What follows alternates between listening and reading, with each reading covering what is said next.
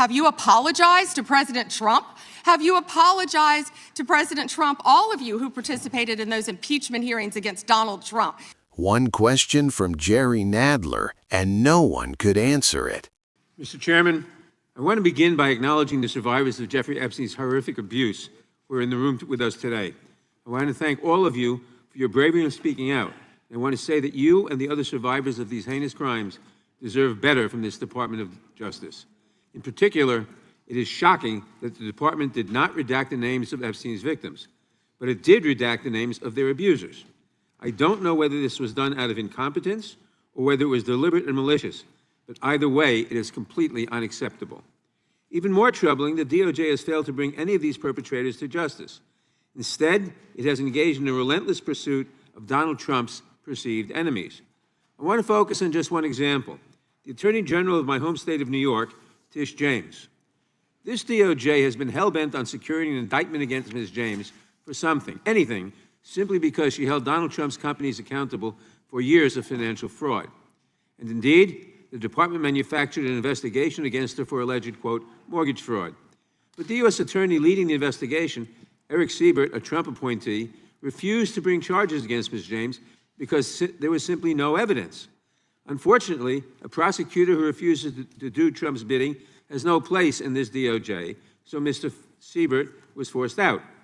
Trump could not contain his fury that he expressed to you in a social media post addressed to you by name. I'm sure you've seen it. Quote, I fired him and there is a great case, he wrote to you about Mr. Siebert. Then we moved down. We can't delay any longer. It's killing our reputation and credibility. They impeached me twice and indicted me 5 times over nothing. Justice must be served now. And obviously, you followed that order.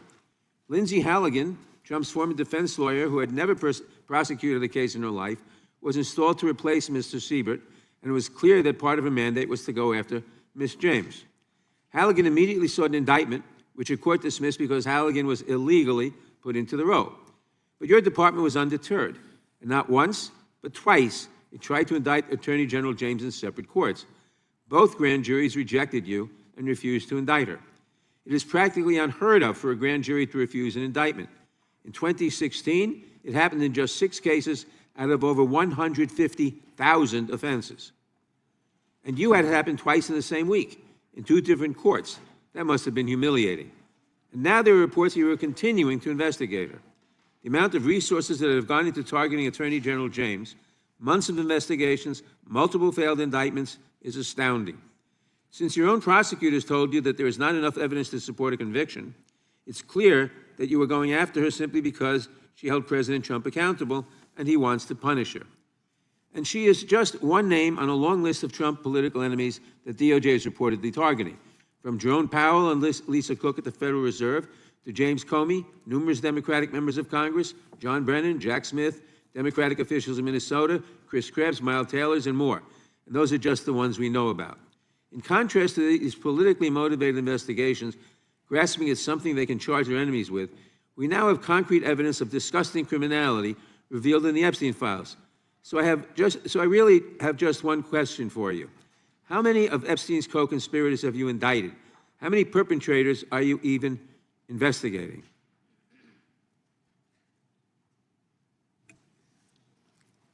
First, you showed it. I find it. How many have you indicted? Excuse me. I'm going to answer the question. Answer my question. No, I'm going to answer the question the way I want to answer the question. No, Your you're going to answer the theatrics are question the way I ridiculous. asked it. Chairman Jordan, I'm not going to get in the gutter with these people, but I'm going to answer the question. How many have you indicted? Again, the time belongs to Reclaiming my time. The time belongs. I think it's very interesting. Reclaiming my time. I think it's very interesting. And you can that reclaim he your talks time, about they reclaiming my time, indicted. Mr. The Chairman. president said they Close the indicted clock. him Mr. twice. Chairman, please They stop the sure clock did. and And stop he the clock and indicted- restore his time. Okay, here we go with The these committee will be in order. theatrics. The time Reclaiming my belongs to time the and gentleman yield from back New the clock, York. please. We will give you a few more seconds. We will do that. But when Reclaiming you ask my- a question, the witness question gets to was- answer. You may not like the answer, but she Right. gets to The answer. question was, how many of Epstein's... They don't like Que- the answer, Reclaiming Chairman, my time. because it's honest. Reclaiming So my- he asked a Reclaiming my 4-minute time. question. Restore 45 and seconds to I am Mr. Nadler, going please, to Mr. Chairman. Answer. You can let her filibuster all day long, but not on our watch. Reclaiming- Not on our time. No way. Reclaiming- And I told you about that, Attorney General, before you started. You don't tell me. Yeah, I anything, did tell you because we washed saw up what you did in the loser Senate. Lawyer, not even a lawyer. Committee will be in order. Time, and I should get back at least 45 seconds. We will give you a few more seconds. I Not a said that few more, already. 45 seconds. Okay, I'm timing right now, Mr. Nadler. Go All ahead. right. Reclaiming my time.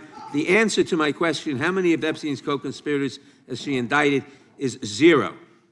You have been the Attorney General for a whole year, and your DOJ fired the lead prosecutor of this case, sat on evidence this entire time, and claimed falsely last July that there were no more leads. It took an act of Congress for you to finally release part of the Epstein files, and when you did, you included personal information about the victims while protecting the names of abusers. Time of the gentleman None has of the perpetrators have expired. been brought to justice, but enormous resources Time have been of the dedicated to gentleman has pursuing Trump's expired, enemies. and It's obviously clear there that was- under your leadership, the Department of Justice There no was longer no works question for American in there people. It works for her to for Donald respond to. Trump. I yield back. The gentleman. First, he brought up the president saying they indicted me twice. They sure did. They tried to impeach him twice. And you, Mr. Nadler, were one of the leads on the impeachment. I was on the other side. I lived that with you. During impeachment, you said the president conspired, sought foreign interference in the 2016 election. Robert Mueller found no evidence, none, of foreign interference in 2016. Have you apologized to President Trump? Have you apologized to President Trump, all of you who participated in those impeachment hearings against Donald Trump? You all should be apologizing. You sit here and you attack the president, and I am not going to have it. I'm not going to put up with it. You know, all they want to do, the American people need to know this. They are talking about Epstein today. This has been around since the Obama administration. This administration released over 3 million pages of documents, over 3 million, and Donald Trump signed that law to release all of those documents. He is the most transparent president in the nation's history. And none of them asked Merrick Garland over the last 4 years one word about Jeffrey Epstein. How ironic is that? You know why? Because Donald Trump, the Dow right now is over $50,000. I don't know why you're laughing. You're a great stock trader, as I hear, Raskin. The Dow is over 50,000 right now. The S&P at almost 7,000. And the NASDAQ smashing records. Americans' 401ks and retirement savings are booming. That's what we should be talking about. We should be talking about making Americans safe. We should be talking about, what does a Dow have to do with anything? That's what they just asked. Are you kidding? Mr. Jordan, Mr. Jordan, Committee will be in order. Mr. Jordan, am I going to get an Wow. extra 45 seconds added to my time? Thank you. The Dow has shattered 50,000 for the first time. This is crazy. They said it couldn't be done in 4 years, yet President Trump has done it in 1 year. National median rents have fallen to a 4-year low thanks to Donald Trump. That's why they want to focus on Epstein and our most transparent president in the nation's history. The murder rate, as I said, has plummeted to a 125-year low thanks to Donald Trump. For an unprecedented 9 straight months, there were 0 illegal border crossings at the southern border. That's what we should be focused on.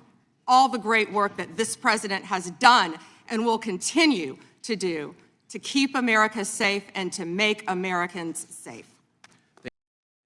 What we just saw wasn't just a political argument, it was a clear example of how accountability can get lost in the middle of noise and deflection. At the heart of this exchange was a simple question about justice. When serious allegations exist, especially in a case as disturbing as Jeffrey Epstein's, why does it seem like answers are so hard to get and accountability so slow to follow? Instead of clarity, the conversation shifted. Emotions rose, and the focus moved away from the core issue. And that's the pattern people are starting to notice, not just here, but across the system. When direct questions don't lead to direct answers, it raises bigger concerns about transparency, priorities, and whether institutions are truly serving the public. This isn't about sides, it's about standards. It's about whether the same rules apply to everyone, and whether the system is willing to confront difficult truths, no matter where they lead. If you want more breakdowns that go beyond the headlines and actually explain what's happening, make sure you like this video, subscribe, and stay informed.